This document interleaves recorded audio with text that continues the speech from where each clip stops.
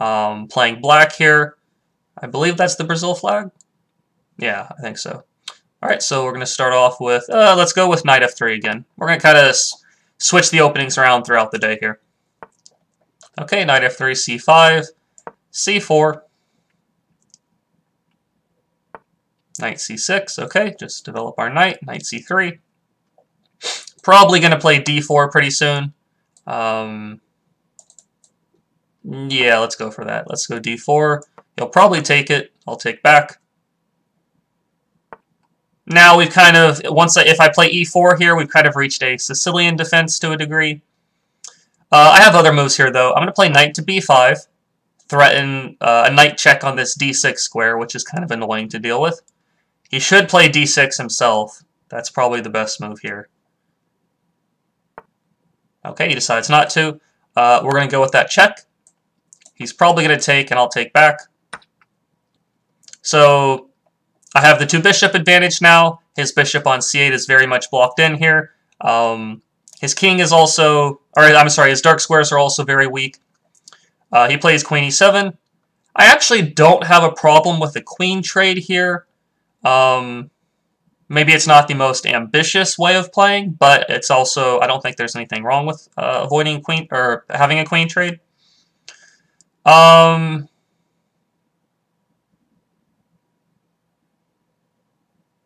Let's see.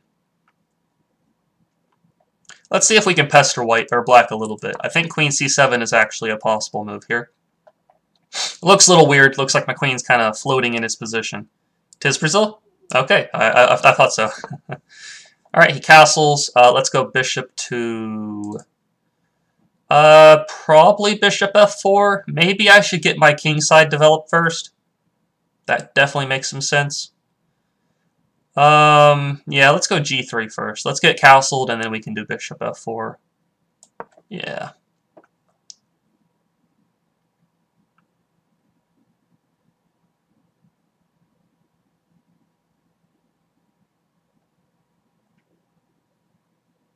I probably should just have traded queens earlier, but oh well. Alright, knight e8, kicking the queen out. Let's just go back to f4. Yeah, we'll just get the queen safe.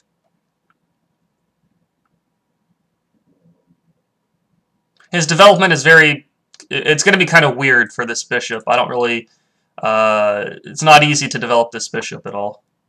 Okay, e5, not my favorite move here. I can't play it yet, but it does give me this knight to d5 square, which will be very nice.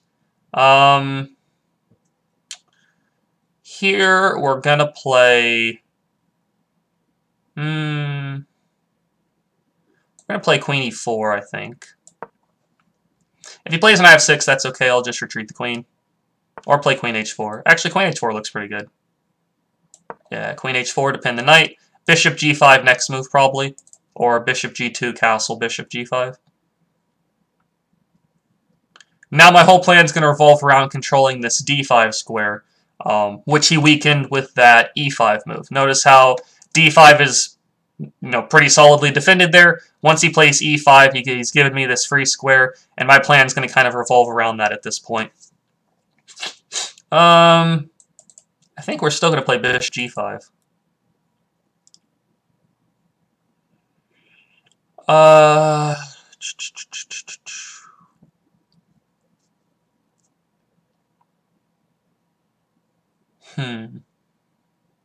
Yeah, let's go bishop g5 here.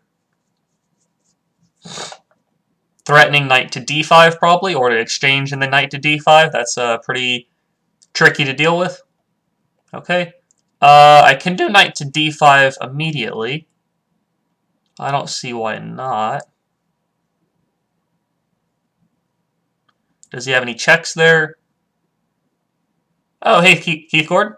Thanks for doing this. Very insightful. Oh, you're very welcome. No problem. I enjoy it. FM. Don't want to sound ignorant, but who's the FIDE master? I'm a FIDE master. FIDE master is I'm gonna play knight d5 here. FIDE master is it goes Grandmaster, International Master. Whoops, Grandmaster, International Master, FIDE master. I guess it's like the third highest. third highest ranking or in chess. So in order to become a FIDE master, you have to achieve a I think we're going to take here with the bishop, actually. You have to achieve a FIDE rating of about 2300, I believe, is what it's supposed to be. Okay, knight takes f6, check. King g7. If he plays king h8, I have queen takes h7 mate, so he has to play king g7. I might exchange queens pretty soon, honestly. But I'm up a pawn, so I'm okay with that. Is my name Dalton or Matt? It's really confusing. Okay, I've explained this in the past to certain people. Okay, I guess I'm up a queen. My first name is technically Matthew. My middle name is Dalton, and then, of course, last name's Perrine. So that's where Maddie, Matthew, D, Dalton, Perrine comes from. So Maddie, D, Perrine, Matthew, Dalton, Perrine. I definitely go by Dalton, though. Or you can call me Maddie. I guess either one. Not Matthew, though. I'm not... I don't really like Matthew. I don't really know why my parents did that to me.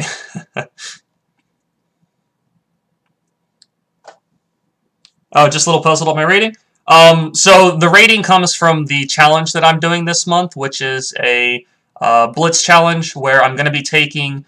it started on Monday. I'm taking a Blitz rating, a second account's Blitz rating from 800 at a low point, which we start off on Monday, up to, the goal is 2200 by the end of the month, or higher, depending on, you know, how it goes.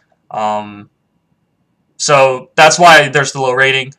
Definitely not a 1000 strength player. This is mainly done in order to, I'm playing the games, explaining what's going on throughout the games. All right, queen d8 check. We're picking up the knight next move. It's more for the commentary and the insightfulness during the games, because I feel sometimes when you watch a strong player's games, if you're watching two grandmasters play each other,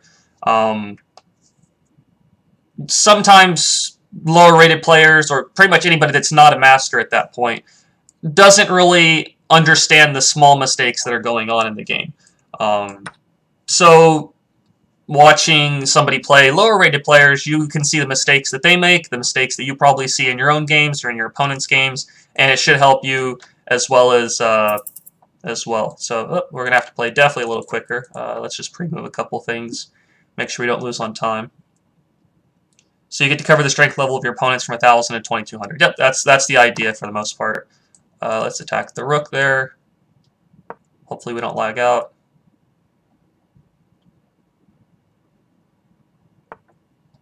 I think that's close to a trapped rook. Pretty close. Rook h5. Rook h3. Oh, okay. Bishop g4 traps the rook there. Or g4. I guess pawn to g4 probably does it better. And it looks like he resigns. Okay, so we'll back up in this game a little bit here. Where did black go wrong is the question. First spot. This is similar to a Sicilian defense opening. This is similar to a Sicilian defense opening. If I had played e4, this would be very, very similar. The idea here is to play knight d6. In this opening as black, you're usually supposed to play d6 yourself so that I can't stick the knight there. If black had played d6, I would have played bishop f4, attacking the pawn. That would force him to play e5, as we saw in the game. It happened anyways. And then I would focus my play around the d5 square once again. This really comes down to if black knows the opening or knows the idea of the opening, for the most part. Not anything too fancy, but just understanding the idea of the opening you're playing would help out a lot here. Also, after queen e7, this is actually a fine move, trying to trade off queens. I could trade queens. I can simply retreat. I can play bishop f4 to guard the queen. I can play queen c7 like I did. Lots of moves here are possible. So I play queen c7. Castles. I play g3, just trying to get the king side developed before I do anything.